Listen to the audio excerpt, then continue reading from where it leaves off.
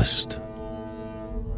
Ce pauvre a végété comme une ortie immonde, sans mer ni soleil, méchant, triste et battu, sans jamais soupçonner qu'il exista au monde quelque chose ayant en nom l'amour et la vertu. Maintenant vieux et seul, tout le jour il se couche, au revers d'un fossé, morne les pieds pendants. Il tend sa main sordide en pleurant d'un œil louche. Et, juste Dieu, je crois qu'il prie entre ses dents. On lui promet le ciel, à lui, chien qui se vautre, et pour leurrer sa fin quête au hasard du lieu, il n'en pourrait jouir qu'en devenant une autre. Mais l'être que voilà, qu'en feras-tu, mon Dieu? Dis, je me suis trompé, j'ai failli, je l'avoue. J'ai seulement mêlé sous le plus laid contour le moins d'âme possible avec le plus de boue.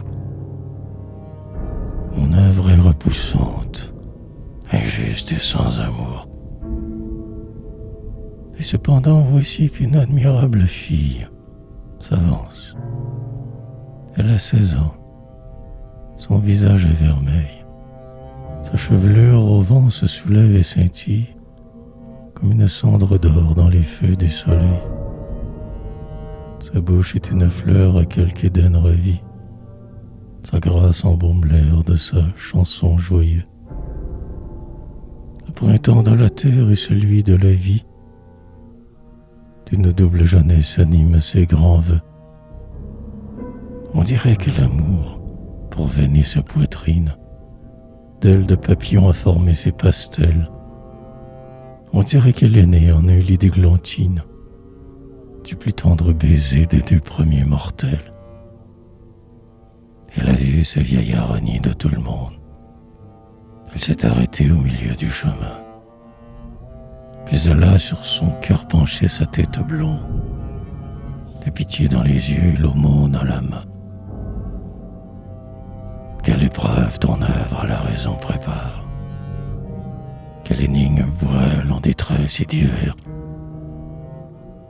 Elle accuse ta main brutale, inique, avare, sans oser, ô mon Dieu, condamner l'univers. Hélas, il faut mourir pour comprendre ces choses.